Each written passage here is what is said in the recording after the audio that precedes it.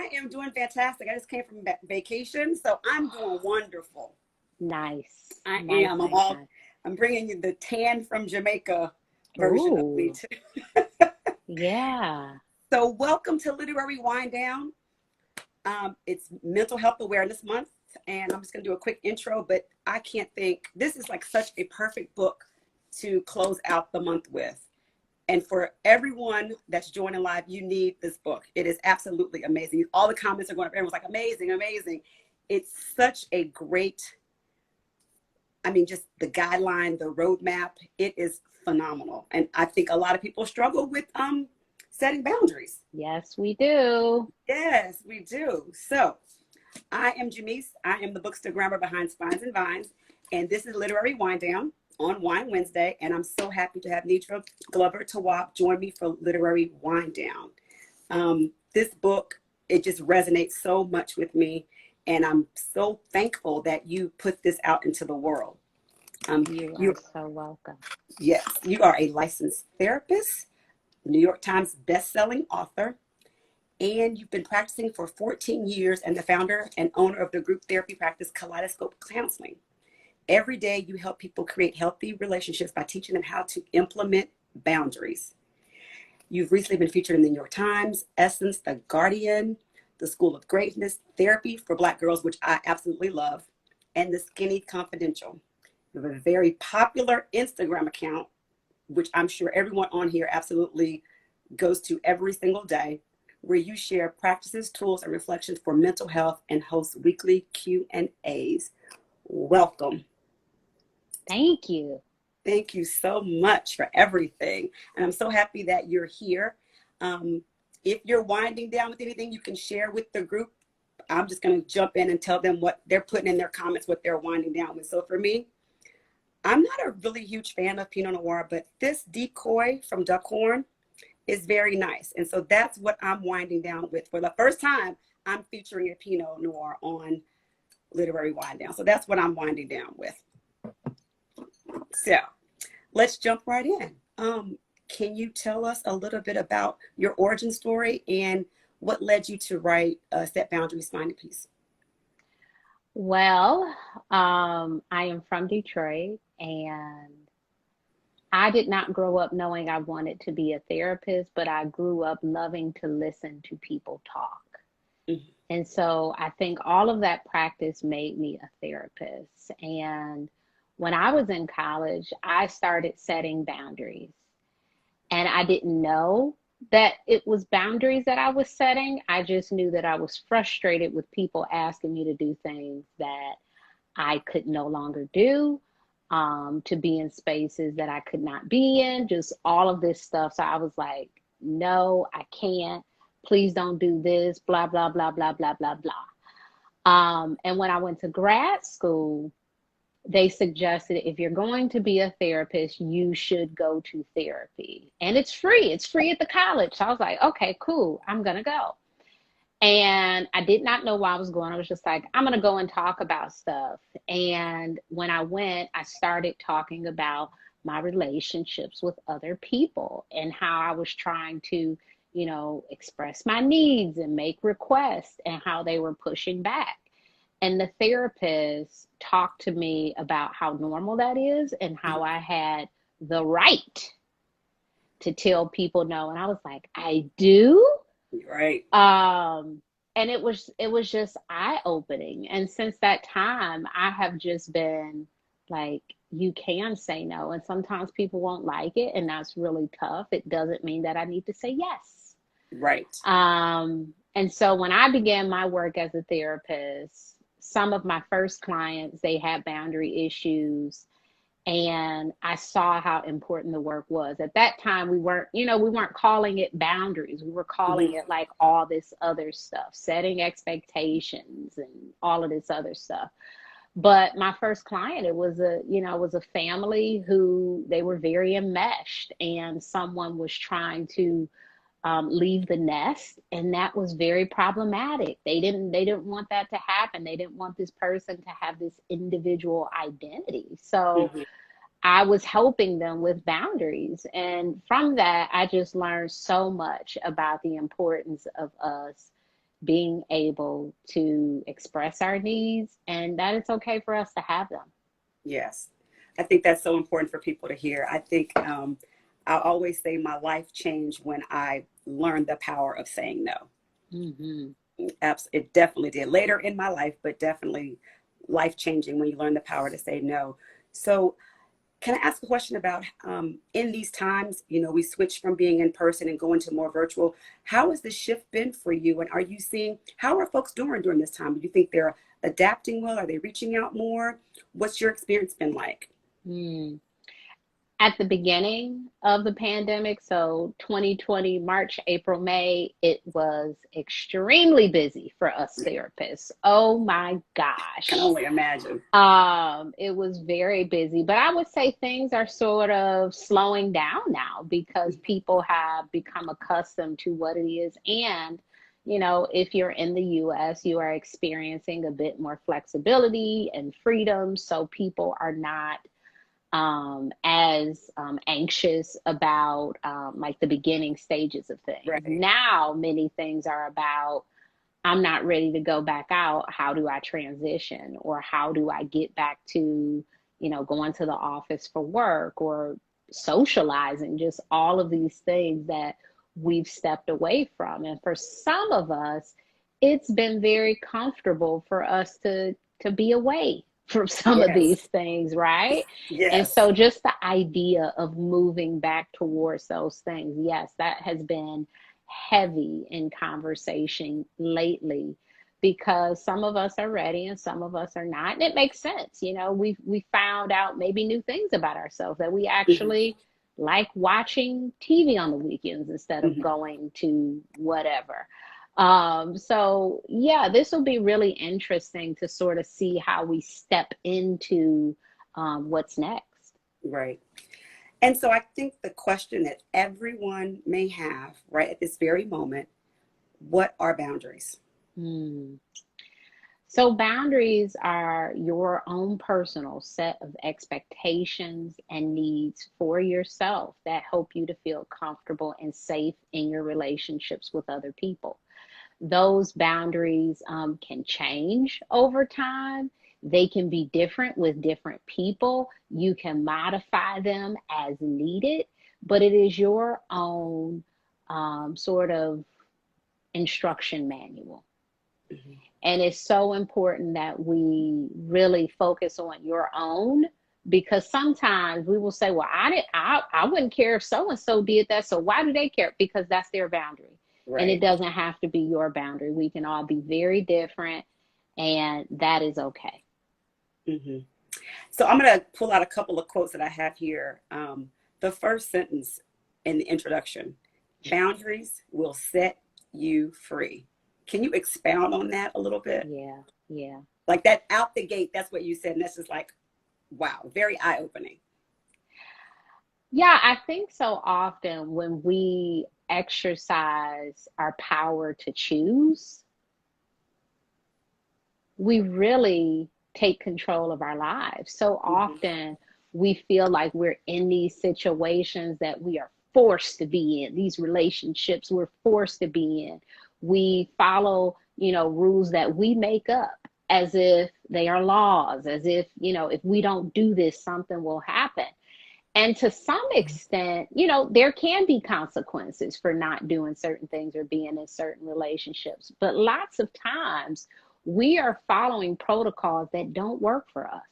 It just doesn't work anymore. Yes, it's so true. And we need to speak up in order to experience the freedom in some of our relationships. When we talk about, oh my gosh, how do I deal with this friend who does blank? You know, first we have to acknowledge that dealing with anything is a choice. And then if you decide to deal with it, you have a choice in how you deal with it. So just exercising the power of boundaries, you do find a freedom in your relationships with people and your relationships with yourself. Yeah. I'm going to read a couple more. You said, clarity saves relationships. I mean, you gave so many gems. I mean, I highlighted, I tabbed. Um, your boundaries are not going to be appealing to everyone else. Mm-hmm. Please share. I think Mm-hmm. this is such an important one as well because it's really not about other people, it's about you. Yeah.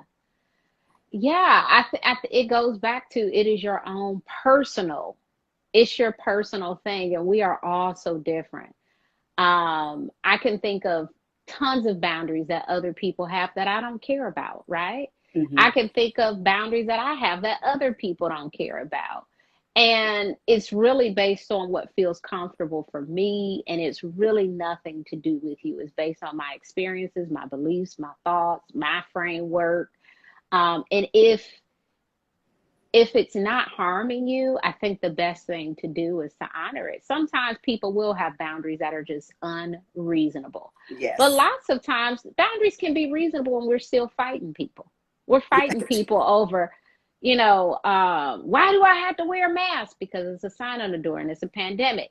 Like, I mean, you could fight that, but you want to go in the store. Right. Like, Absolutely. is there some harm in you not doing it? I'm not saying that you have to wear a mask in your car or wear a mask, but there are certain spaces that you may have to wear one if you want to enter because they have a boundary. Now you can fight them on their boundary, but you also won't be able to come in a store. Right. so so it doesn't have to be that you have to Yes. agree with, understand. You just need to sometimes follow the boundary. If Follow it's the not going to harm you, follow the boundary. It's like everybody stand up. Why I gotta stand up? Okay. Um, is your knee hurting? It's like, yes. why can't you? Like, what is that? But we have to realize that with some personalities, and I talk about this a little bit in the book, that some people are just disagreeable. Yes. It's just within their framework to say why, Hmm. to not go along with something, even if it is reasonable. And so you have to be very conscious of how you set boundaries with those folks because those folks do tend to be a bit more defensive. And so you have to, be very careful and delicate, but you can still set the boundary. And I have to say, I feel like I have very clear boundaries on a lot of things. But what your book did for me was just to give me a lot more clarity and also help me. The exercises I love, the quick tips at the end. I mean, it's just, you teach us how to say things. It's just a lot of reaffirmation. And so I appreciated that. But I heard you say this on a podcast. We may not know what we need, but we know what we do not like. So, what about Mhm. people that don't know what they need, but know that they need to set some boundaries? Well, I'll tell you one place where we can really discover some boundaries, the things we complain about. Oh, for true.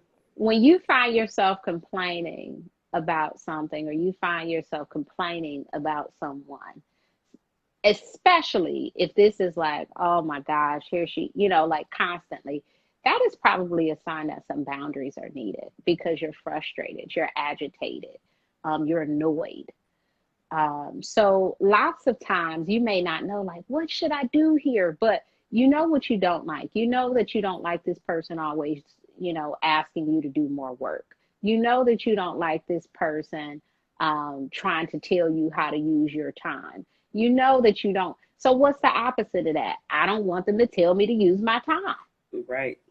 So the boundary is really the solution to the problem that you're having in these situations. And so if it is, a situation that you find yourself chronically sad, upset, frustrated, resentful, talking about constantly, there are some boundaries needed. What would help you to feel better in this situation? What would make your life easier?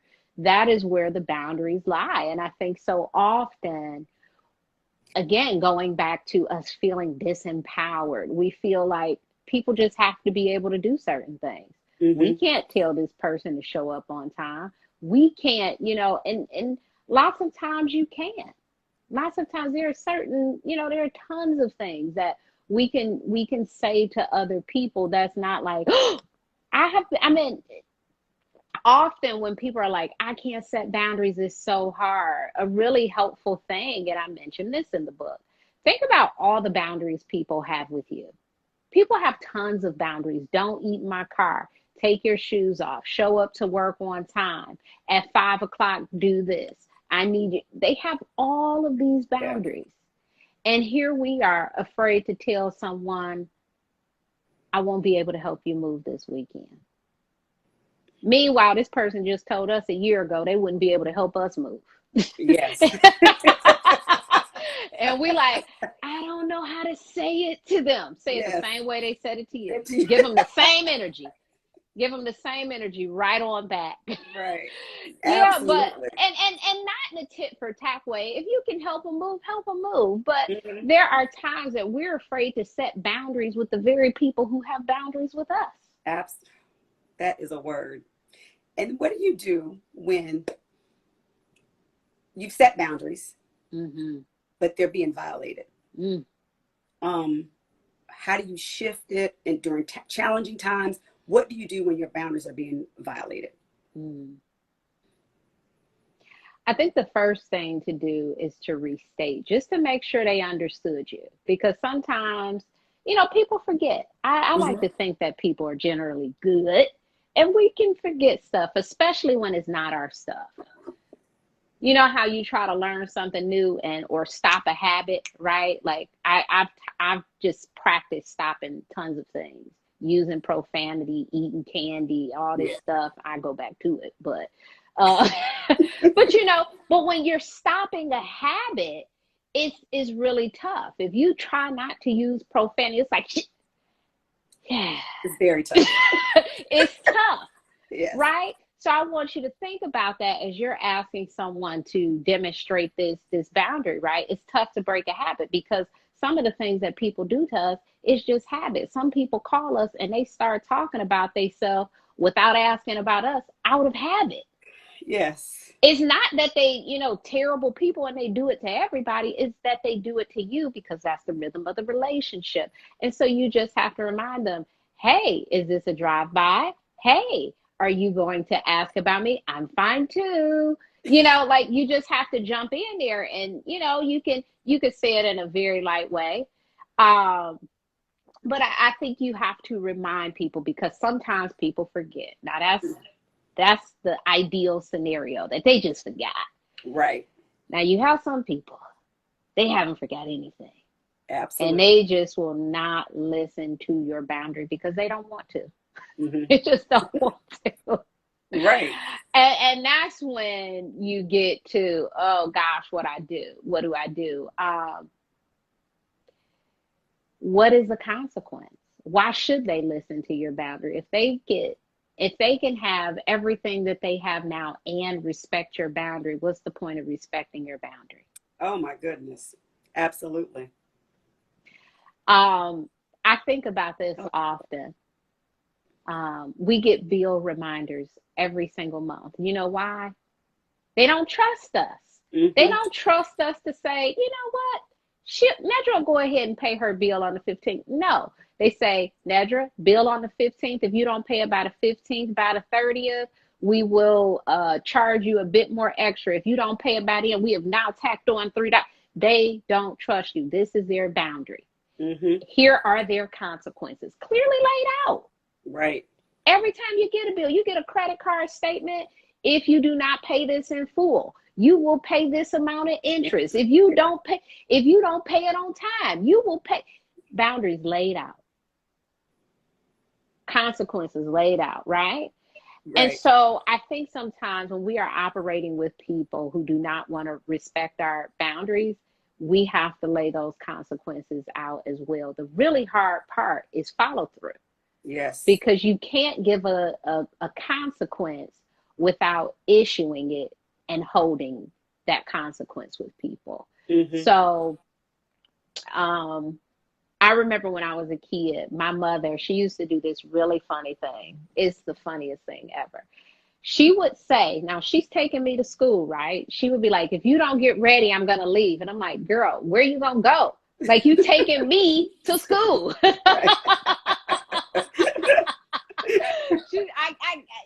Of course, she never did it, but I'm like, what is she going to do? Like, just leave? Leave me there. Just leave me there. But she would be like, if you don't get ready, I'm going to leave. But you know what she would do that was very effective. She would set that alarm, or no, she would set the alarm early, and then she would fudge the time. So she'd be like, get up, come on, let's go. It's such and such time. You Yes. getting ready, you running, and you look, you like, I got 30 minutes. That was her way of setting some boundaries so I'm not running late in the morning. Yes. Understood. That's yes. So we have to think about, what can we do on our end, and what can we request of this other person? Because sometimes we want to maintain a relationship with a person who can't, uphold boundaries, and that's okay, right? Hmm. What can we do on our end so that our boundary is not being violated? For example, if we say to someone, I'm going to tell you something, please don't tell anybody else. Please don't tell anybody else. And they tell somebody else. All the time. Yeah, All yeah. the time. Oh, Yes. oh, I know a few people who can't hold water. I wouldn't tell Yes. them anything except I'm drinking water. Yes. Um, I think the boundary on your end is to not share with them things that you don't want to share with other people, Hmm. because they have proven and shown that they cannot uphold that. And at some point, we are choosing to have our information shared if we keep telling this person, because we know that it's hard for them to not share this with someone. And sometimes people don't do that maliciously, they just really can't keep a secret. They cannot. Yes. And we know that, but still tell them things. Oh, yes, yes. I've heard some secrets. Don't say I said nothing. I Yes. love those kind of secrets. You like, oh, you okay, you telling the secret. Go ahead. And then if you're telling me the secret, what makes me think that you're going to keep something that I tell you? Yeah, yeah. Yeah. So yes. So yesterday, I think it was yesterday, you posted something so powerful. I talked about this earlier. No.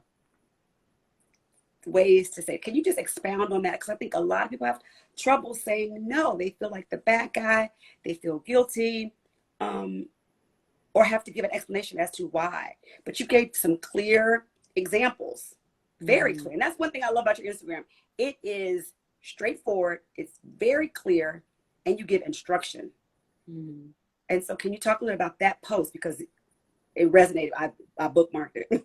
mm. Yeah. So the post was, what to say to people when they won't take no as an answer, Hmm. or something like that.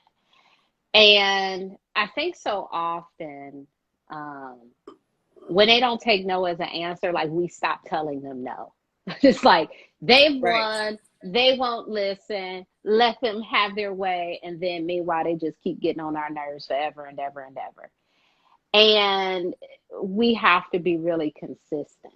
We have to be consistent. And so we have to repeat ourselves. And I think in that post, I put, about 5 things. And the last thing was just no. Mm. Yes. Because sometimes people can't hear us because we're saying too much. Repeat that. People can't hear us because we're saying too much. We love to speak in paragraphs Yes. when we trying to explain ourselves to people. We love to give them the backstory, why we did it, why we thought of it this way, what we were wearing, what scents were in the room, who had the best candle, and then a boundary, and then we back to the whole stuff. And they are so lost Yes. because we have just had them travel Yeah. way over here, and all you needed to say was just no. Hmm. Just no.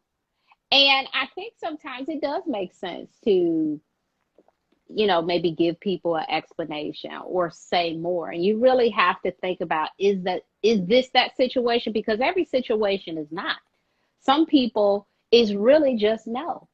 I have toyed around with, just a few weeks ago, I had a boundary I had to set with someone, and I needed to do it pretty soon because they was making a request, like, let me know. So Hmm. I said, I'm going to sit on this for 24 hours. And I was going back and forth, like, should I say, no, not this time? No, this doesn't work for me.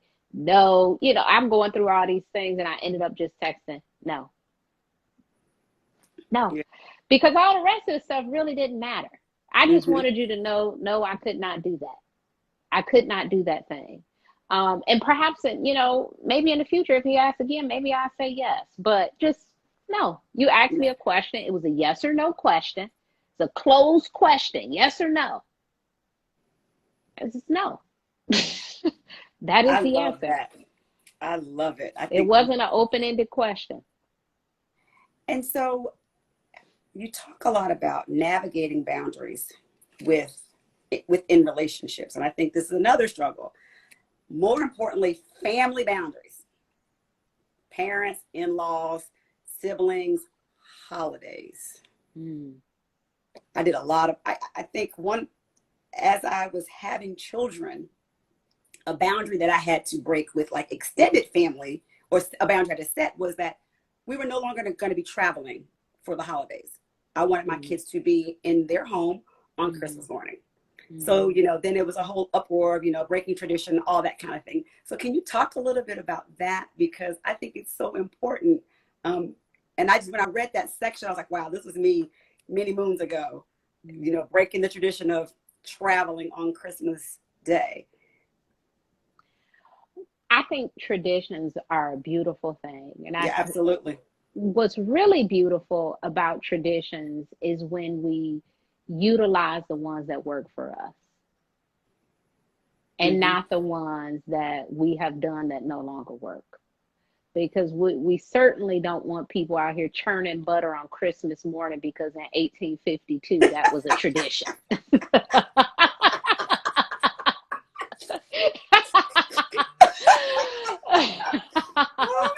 We don't have to do that no more. So we don't let that one go. We can let out a lot of other ones go. Okay. Oh my God. So we can certainly adopt new traditions when needed. Yes, we can. We can. Your grandmother did it. My grandmother did it. Your mama did it. Everybody. We all do it. Mm-hmm. We all come up with a little something different. And Yes. we do it based on what works for us right now. And I think that when you start to have your own family, you really must absolutely think about what you want your family to be like. Exactly.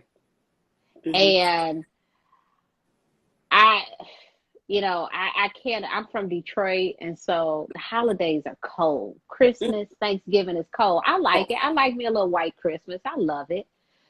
But we hopped around. You go over Auntie so-and-so house, this person house, you getting all these plates. You go home, you got 5 plates. You got her dressing good, her dressing not good. You got to do all that stuff. And, that's fine. But you have to figure out if that's what you want to do today. Right. And if that no longer, it's I think about this, especially when you have kids. I'm not dragging kids, to yes, absolutely. So you figure out what works for you. When you have a partner, you figure out if you want to go to their family house, stay at home, travel, go to your family house, go to a friend's house. Like, there are so many options. There is. So with holidays, it's really about exploring what feels good. Some of us do want to be with family and really get into what we've always done, and some of us do not. And we can, exercise whichever choice works best for us. And that can be a little challenging for family to deal with those shifts, but eventually those things smooth over if we let them know. I think the biggest thing with that is letting people know in advance. Sometimes we are so afraid to just let people know I will not be home for Christmas that we don't tell them until the week of Christmas. We've known all year. All year. All year. We already got a vacation booked to Mexico. Right. And we let them, I'm not coming home. What? So I always say, the sooner the better. Let people know what you want to do. And, even when you visit with family, it's okay to stay in a hotel. It's okay to ask them to stay in a hotel. It's okay to shorten your trip. It's okay. Like, all of these things, you have to figure out what works for you and, what works for the other people you're traveling with. Mm. It's so empowering. I mean, I found it was very um, extended family. I'm talking like cousins and aunts. I'm talking about my mother and my father. Of course, I'm always Mm-hmm. with them, during the Mm-hmm. holidays when my dad was alive. But it's just like the extended family expected you still to travel, long distance and be. So I had to set that boundary that like, no, I'm not doing that anymore. Mm-hmm. Not when my kids were little. So if my kids want to go there now, they're grown, they can do that. That's up to them. Mm-hmm. Let's talk about navigating boundaries in other relationships, romantic, friendships, and work. Mm.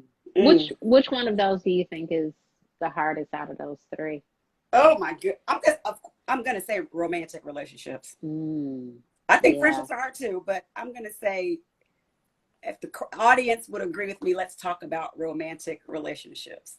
And also, you guys, if you have any questions, I know you've been putting questions like in the chat rolling up, and I've missed a couple. So if you could put them in the question box down at the bottom, I'd appreciate it, and then we'll get to those. Oh, someone said work. Another one said friendship. So I'm gonna let you decide. Ooh. Work. Another work. There's another Let's work. talk about friendships because right after family, I think the longest type of relationships we've been is friendships, Mm-hmm. right? Because we get friends in what? Preschool, kindergarten, so we've been somebody's friend for a very long time. Yes. Um, Here's one of my boundaries right now. This wants to cut off Instagram because I've been on here an hour and a half. Oh yes. Um, so in friendships, I love to think of friends as, the family that we choose. It's someone who's so we deeply connect with. It's someone we have these common interests with. And these things can shift over time, of course. When we're younger, we tend to be friends with people who like to play with Legos like we like to play with Legos, right? You Mm-hmm. get a little bit older, your friendships evolve to, this person, we have this in common. We, all of these sorts of things. And when you get a little bit older, an adult, we really pick friends based on personality, right? Mm-hmm. You do a little bit of that in your teenage years, but you're a little more conscious when you're an adult. Like, oh, she be mean, she be, all this stuff. You start picking people based on personality, and sometimes personalities change. We've met people early in life and they are a little different than what we would want right now. There are some things going on in their life that impact the relationship. There are things that are going on in our life. Perhaps we've discovered different things that we like. There's so many things that impact friendships. But the biggest thing is to make sure that you are selecting people well. That's the first part. You selecting a good group of people. Mm-hmm. And then once you do that, make sure that they know who you are. And they know that by you being vulnerable, you talking about yourself. The other day, I won't say who it was, but my friends and I were talking and I told them I didn't like some music artist that everybody loves. And they were just, oh, I can't believe it. I won't even say it again. The way they responded, I might be. But anyways, they were just, I said, are you guys judging me? And they started laughing. I said, I feel judged. I don't know if I can tell you anything personal anymore because your reaction. Now, I was joking, but I think it is important, maybe to say that to people. If it's like, I want to share this with you and I understand this is not something you're into, but please respect it. Mm-hmm. Please try to be open-minded. You may not be into polygamy and your friend is. You may not be this and your friend is. Sometimes we have to let people know how to treat us because they don't know outright. They think it's okay to say certain things. They think it's okay to talk about certain things, but maybe it's not. And it's okay for us to let them know, hey, here's my boundary. I don't want you, telling me what I need to do with my husband. Oh, That's we draw the line right there. Now you can talk about the people on TV and what they need to do with their husbands, but um I can't see this. Oh, I missed that. But I saw the question that came up. This good question came up in the comments, and I want to mention that question. yes, that's one of my friends right there. She said, I remember you told me a long time ago about holding on to people who you've had a long history with. And we do tend to do that because we remember the good times with some of our Yes. friends. It's like, well, they've known me since ninth grade. And it's like, you not the same you and she not the same her. Hmm. So, True. you may need to transition. And I think sometimes we can keep in touch without being in touch. And so there are so many ways that we can, transition in relationships without ending things in a, Hmm. big way and all of this sort of stuff. We sometimes have to come in and out of things. I've noticed that there are times with friendships that I'm really, really close to somebody, and then it kind of, something happened in life, and I back up a little bit. I'm really close again. It really depends on what's going on with people. And so, as friends, we have to be open about one, the people we're selecting, and we have to be very vocal about our needs and our boundaries, because just because you're my friend doesn't mean that you get an all access pass. Perhaps there are things that um, are off limits, and we Yeah. have to set that protocol. I like to make people know, like, hey, this is my birthday, this is really important. You don't have to give me a gift, but you could shoot me a text, you can write me a card. That's an important thing for me, and I will do that for you as well. So I think it's really important to let people know what you like, what's important, so they know how to treat you. We can't assume with a friend, with a partner, with a coworker, with anyone that they just know, because lots of times they do not. Yeah, I like that you say lots of times they do not. But my birthdays are a big one for me. That's a huge boundary for me. Like you missed that, you messed that up. It's a wrap. It's I'm no. I'm I'm I'm big not on. typically I'm not particularly upset by the birthdays. And I was just joking with a friend the other day. I said, you may get a gift every 5 years from me, because my gifts are based on energy. Like, I Yes. saw something you like, I might send it to you on a day that's not your birthday, or I might send it on a, but I don't know. But I will say, yeah, I will say happy birthday and that sort of thing. But the gift Yes. part, is really based on energy. I saw something you really like, so I got it And for you. it's not about the gift. It is I think it's Yeah, the exchange, the acknowledgement. I think that's yeah. important. Someone said in the chat that was rolling up, and I thought this was really good. How do you set boundaries when you are personally in the middle of depression and anxiety? How do you, Mm. and I thought that was really interesting. It's a good question. I would wonder if you're setting boundaries or avoiding people if you're in the middle of depression and Oh, anxiety, because sometimes what we think is setting a boundary, particularly with mental health issues, could be avoiding. I think the setting the boundaries piece would be telling people how to support you during this time. It mhm. could be, I'm feeling really depressed and anxious. Is more helpful if you call me in the morning, or I would like it if you check on me once a week, or let me decide if it's something I want to come to or not without questioning me about saying no, because I'm still feeling really socially anxious. Mhm. Like all of those sorts of things can be some boundaries. Um, but I would want to make sure that the boundary is not stay away from me, because then that's avoidance, and that's actually not a boundary.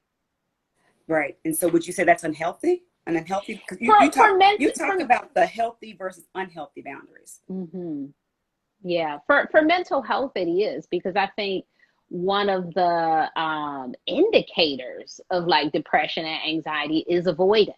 Hmm. And so often when someone is depressed or anxious, they avoid their friends, and that's not necessarily a healthy practice. I've noticed that when people want to be more social, that's when you see them coming out of that depression. And so if you notice someone like avoiding, and they're like, I'm just setting boundaries, I'm not being around people, that is not necessarily a healthy boundary when you're going through those sort of things. Right. Um, I'm going to go to a couple of questions, but another thing you said on the podcast I thought was you talked about being in relationships and your partner, and you said, there are boundaries. We don't watch the same thing. We have our own space. We have different things. And so I thought, your approach to that was also very interesting as well, talking about the boundaries within relationships with partners. Mm-hmm. Okay. I think you expounded on this. Someone asked the difference between avoidance and a boundary. Mm-hmm.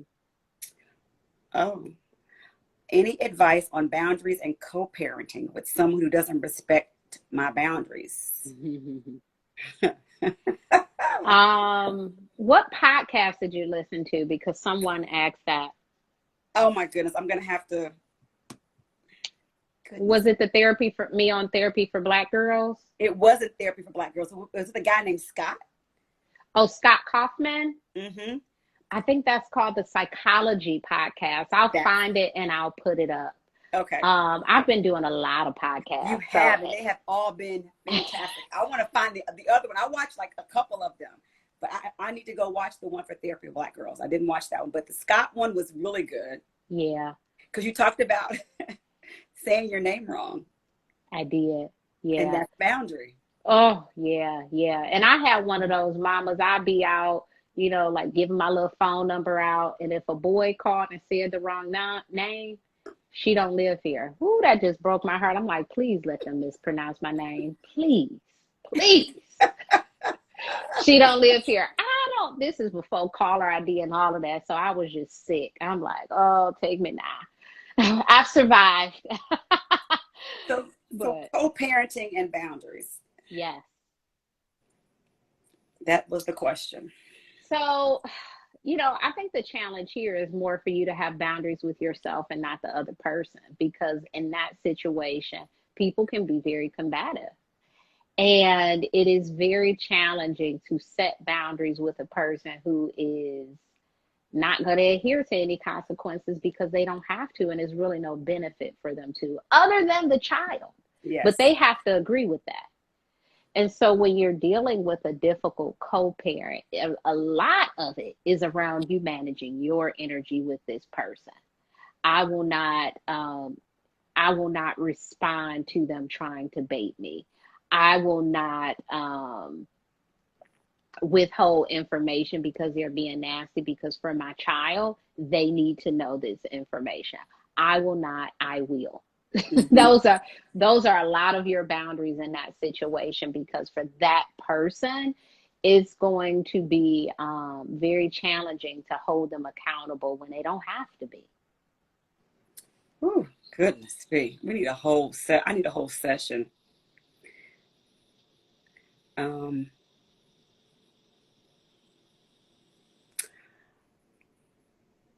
Someone asked, doesn't love get in the way of setting boundaries?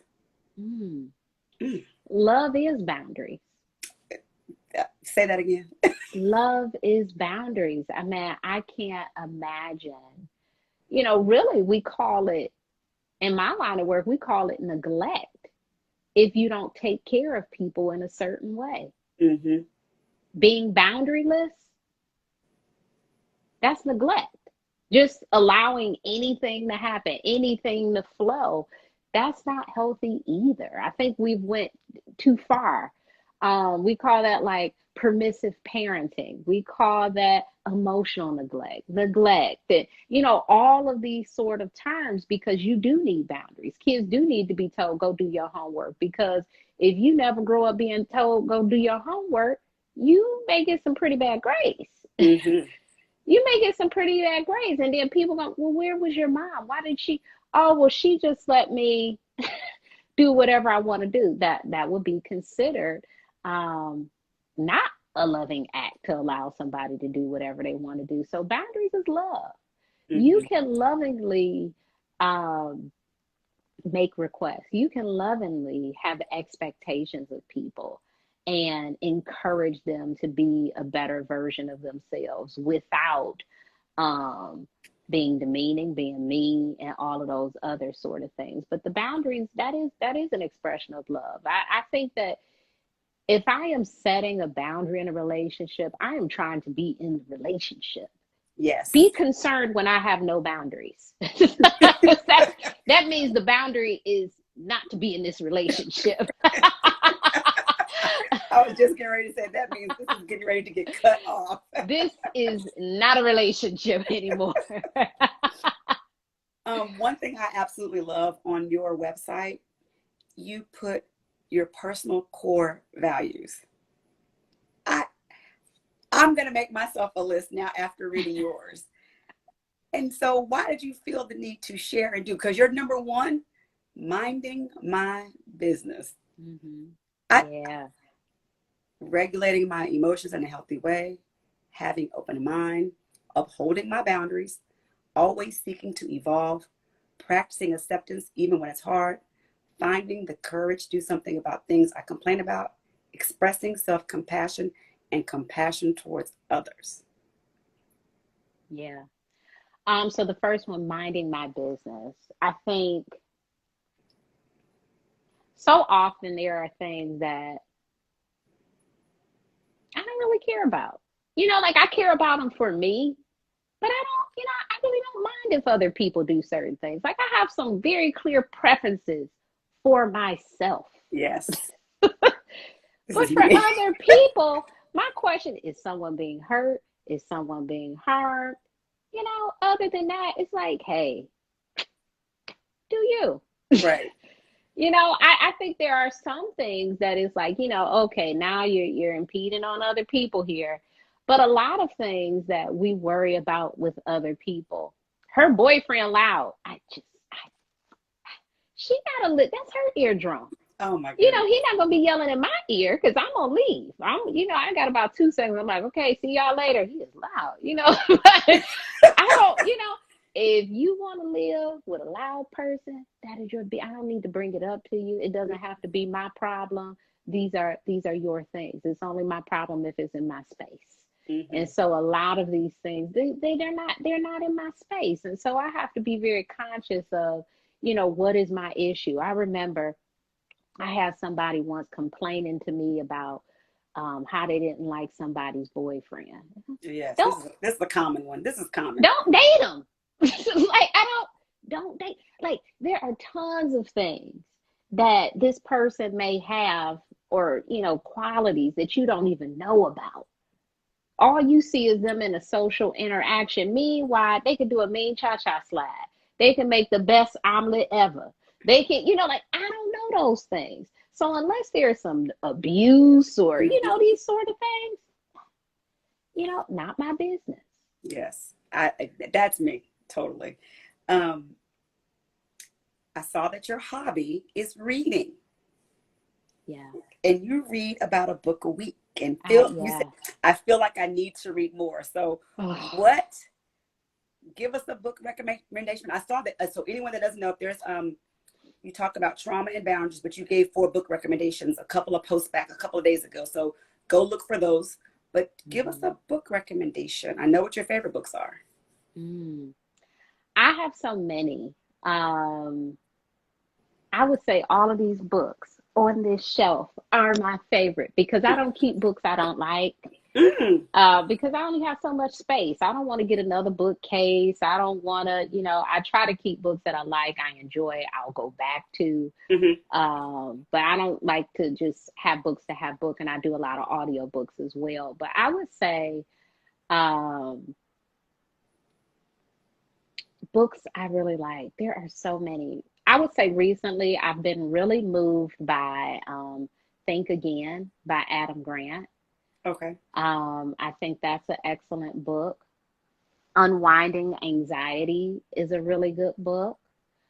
Um, Alex L, who I see here in the comments, After the Rain. And she was just Um, on earlier for Literary yes, Wind Down. It was yes. absolutely amazing. After the Rain is a really beautiful book. Hey, Amber. I think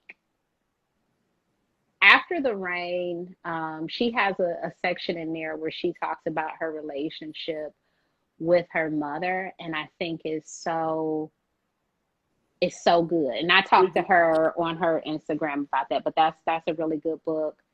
Um, I'm really liking Black Girl Call Home.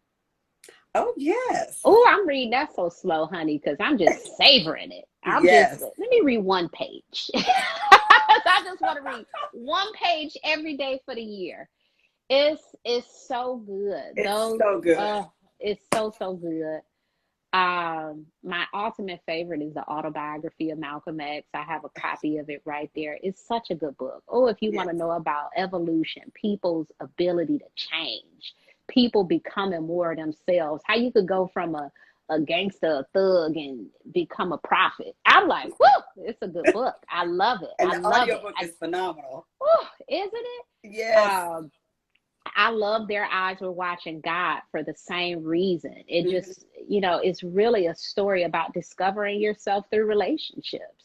How she had, she was forced into this relationship because people told her, you need to just get married. So she just married somebody who could take care of her. Then she married somebody else who could take care of her, and he was just mean. Then she married for love. And Yes. that's when she really found herself. I love it. But there are so many good books. I have a link to Bookshop in my highlights where I have all the books I'm reading this year, read Good. last Because year, people are in asking. sections. Yes, Yes. So yes. There go are to her so many page good and go books. to her bookshop. Alex L. wrote After the Rain, and they want to know who wrote Think Again. Adam Grant is Think Again. Okay. Good. Unwinding Anxiety. This is just the cover, not even the book.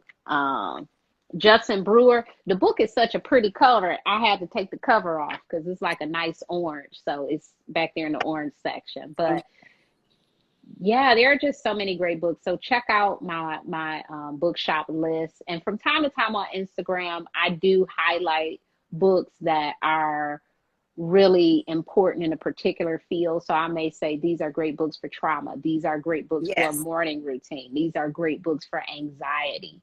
So I have that all on my Instagram reel. Alex said we need a book club. Need this We book club. do. We do. We're waiting on you. We will all join. Absolutely. We need a book club. Oh gosh, we do. We do. We're all in agreement. So before we close out, this question keeps coming up. It's in the chat, and I don't want to ignore it, but how to deal with difficult and persistent people. Mm. And then that's one that. It goes back to deal with. Deal with equals choice. Mm-hmm. What are your choices here? You can deal with a difficult person or you cannot. If you choose to deal with this difficult person, how can you make the situation better? Because chances are this difficult person is not going to do it because they are bent on being difficult. Mm-hmm. How can you better be in relationship with this person? I think sometimes we put a lot of pressure on ourselves to be in constant contact with people we don't like. We'll talk to them 5 times a week. Ooh, they get on my nerves. Hello? You know, you only gonna get on my nerves once a month. You only gonna get on my nerves bi-weekly. You Yes. will not be getting on my nerves daily. Yes. There are a lot of things that we can do with ourselves if it's a relationship that we have to keep and we feel like we have to be in it. There are lots of ways to modify the things that aren't working for people that we want to be in relationship with. And it's really about noticing your capacity. I talk about this a lot with people around the holidays. When you go home for the holidays and you notice yourself just getting so frustrated with your brother and his nonsense, how many days have you been there? I've been there 3 days. You need to leave after 3 days. Yes. Yes. You've reached your limit on day 3. You don't need to stay for 4. So Yes. plan your trip for 3. So really noticing your energy, the times of day sometimes that you can talk to difficult people, the topics that you can talk about with Oh difficult my goodness. people. There are Yes. just some topics you can't bring up. I have some people I'm like, oh, no, no, no, no, no, no. We not, nope, nope, nope. Tell me about cutting your grass. Yes. Talk about what you can talk about with difficult people or negative people. Absolutely. Yeah, yeah. Yeah. I cannot. Okay, you guys, here's the book. Set boundaries, find peace. We all want peace. I highly recommend that everyone gets this book. Gift it Yes. to your difficult people. Thank you so much You're welcome. Everyone go to her Instagram, Nedra's Instagram. There's a lot of helpful information there. If we didn't answer all your questions here, we only had an hour, but I cannot thank you enough for joining me. It has been such You're a welcome. pleasure. And This has been so good. I thank you so much. You have helped so many people, and especially me. I enjoyed this book so much. And I'm Yes, gonna yes, keep it yes. stays on my desk. Your book and Alex's book are like right on my desk every day. I pop in read Yay. everyone every day. So thank you so much for being here. You're welcome. Bye, Take care. Bye everyone. bye.